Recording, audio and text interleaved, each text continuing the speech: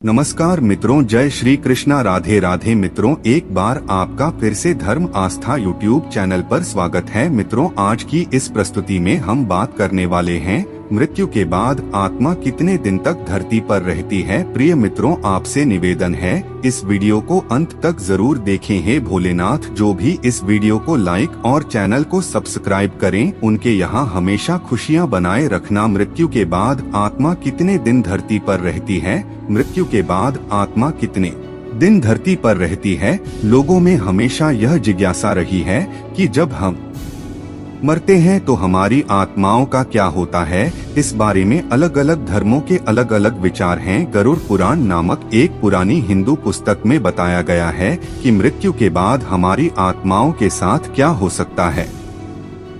जब कोई व्यक्ति मर जाता है तो उसकी आत्मा से बात करने के लिए दो विशेष दूत आते हैं। ये दूत पूरे दिन आत्मा के साथ रहते हैं और उन्हें उन सभी अच्छे और बुरे कामों की फिल्म दिखाते हैं जो उन्होंने जीवित रहते हुए किए थे। उसके बाद आत्मा उस स्थान पर वापस जाने के लिए स्वतंत्र है जहां वे रहते थे। किसी व्यक्ति के मृत्यु के बाद उसकी आत्मा 13 दिनों तक उसके पुराने घर में ही रहती है। इस दौरान आत्मा एक परिवर्तन से गुजरती है। 13 दिनों के बाद आत्मा यमलोक नामक स्थान की यात्रा पर जाती है, जहां मृत्यु के देवता भगवान यम रहते हैं। यमलोक के रास्ते में आत्मा 3 अलग अलग रास्ते अपना सकती है: आरजी मार्ग, धूम मार्ग या उत्पत्ति विनाश मार्ग। आत्मा कौन सा मार्ग अपनाती है, यह इस बात पर निर्भर करता है कि व्यक्ति ने अपना जीवन कैसे जिया। 13 दिनों के उपरांत पुण्य करने वाले की आत्मा देवलोक जाती है। अर्जी मार्ग एक विशेष सड़क की तरह है जो आत्मा को देवलोक नामक स्थान पर ले जाती है, जहां देवता रहते हैं, और ब्रह्मा लोक, जहां निर्माता भगवान ब्रह्मा रहते हैं। जब कोई जीवन भर अच्छे काम करता है और दूसरों के प्रति दयालु होता है तो उसे इन विशेष स्थानों पर जाने का मौका मिलता है। ऊर्जती का अर्थ है कि आत्मा ऊपर की ओर जाती है। लोग सोचते हैं कि यदि वे अपनी आत्मा के प्रति जागरूक हो जाएं और हमेशा परमेश्वर से प्रेम करें और उसका अनुसरण करें तो उनकी आत्मा ऊपर उठ जाएगी। एक बार जब उनकी आत्मा ऊपर चली जाएगी तो वे ऊपर के विशेष स्थानों में मौजमस्ती करेंगे और फिर वे फिर से पृथ्वी पर वापस आएंगे। बुरे काम करने वालों की आत्मा मृत्यु के बाद कहा जाती है। धूम मार्ग एक विशेष सड़क की तरह है जो आत्माओं को उनके निधन के बाद 2 अलग अलग स्थानों पर ले जाती है। एक स्थान को प्रीत लोक कहा जाता है जहां अन्य आत्माएं रहती हैं। दूसरे स्थान को उत्पत्ति विनाश मार्ग कहा जाता है। जिन आत्माओं ने वास्तव में बुरे काम नहीं किए हैं लेकिन बहुत अच्छे भी नहीं हैं, उन्हें इस सड़क पर रास्ता दिखाया जाता है। बुरे काम करना और दूसरों के प्रति बुरा व्यवहार करना उस रास्ते पर चलने जैसा है जो नरक नामक बहुत बुरी जगह की ओर जाता है। यदि कोई बुरे काम करता रहेगा और बुरा व्यवहार करता रहेगा तो उसका अंत उसी बुरी जगह पर होगा। जब कोई कुछ बुरा या हानिकारक करता है तो इससे उनकी आत्मा को बहुत दुख हो सकता है और अच्छा नहीं लग सकता। इससे उनकी आत्मा निचले स्थान पर जा सकती है और वे जंगली जानवरों या गहरे समुद्र में रहने वाले जानवरों के रूप में पुनर्जन्म ले सकते हैं। 17 दिनों की यात्रा के बाद उनकी आत्मा 18वें दिन यमपुरी नामक स्थान पर जाती है जहां भगवान यम रहते हैं। आगे कोई व्यक्ति न पुण्य करता है और न पाप तो मरने के बाद उसकी आत्मा कहा जाती है दूसरी शाश्वत गति का अर्थ है कि जब कोई मरता है तो उसकी आत्मा तुरंत फिर से जन्म लेती है। यदि व्यक्ति अपने पिछले जीवन में न तो बहुत अच्छा था और न ही बहुत बुरा, तो उसकी आत्मा अगले जीवन में एक इंसान के रूप में वापस आएगी।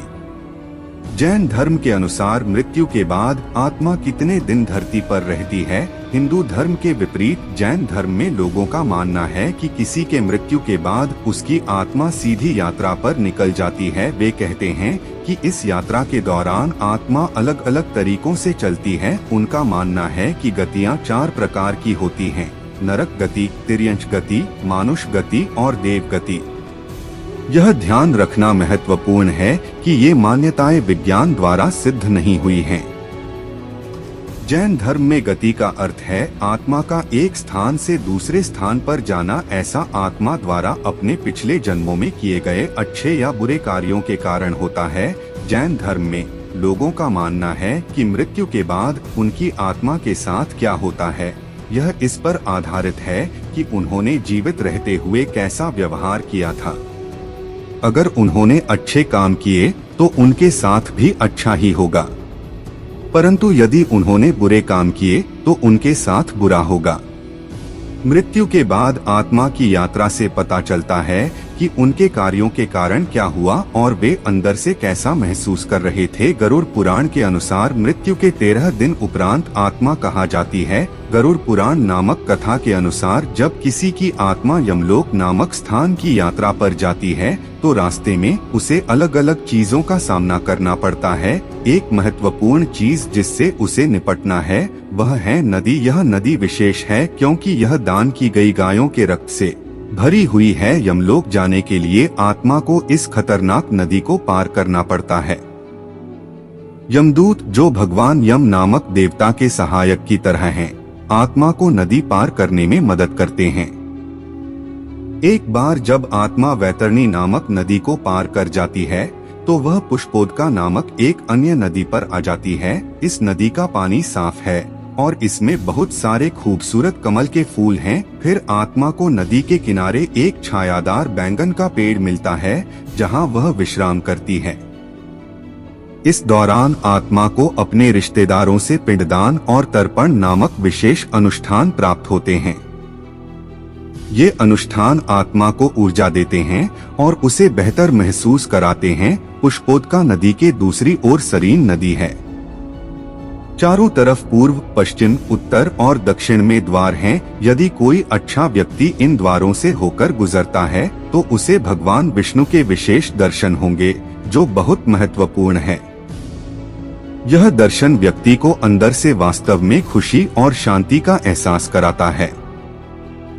इसके बाद व्यक्ति दोबारा जन्म लेने के लिए तैयार हो जाता है, लेकिन वे यह सुनिश्चित करना चाहते हैं कि यह सही समय और स्थान पर हो। दक्षिणायन सूर्य के समय मरने वालों की आत्मा मरने के उपरांत कहा जाती है। हालांकि जब बुरे लोग दक्षिणायन सूर्य नामक समय के दौरान मर जाते हैं, जो अंधकार और नकारात्मकता का समय है, तो वे दक्षिण की ओर चले जाते हैं। इन लोगों ने बुरे काम करने और नियमों का पालन न करने का जीवन जिया है। जब वे दक्षिण की ओर जाते हैं तो उन्हें बहुत सी कठिन चीजों का सामना करना पड़ता है, जैसे एक नदी पार करना जो वास्तव में गर्म है और जिसमें डरावने जीव हैं। मित्रों, आज की इस प्रस्तुति में बस इतना ही। प्रिय मित्रों, यदि आप भी भोलेनाथ के सच्चे भक्त हैं तो इस वीडियो को लाइक और चैनल को सब्सक्राइब अवश्य करें। और हाँ, कमेंट बॉक्स में ओम नमः शिवाय या फिर हर हर महादेव लिखना बिल्कुल ना भूले। धन्यवाद।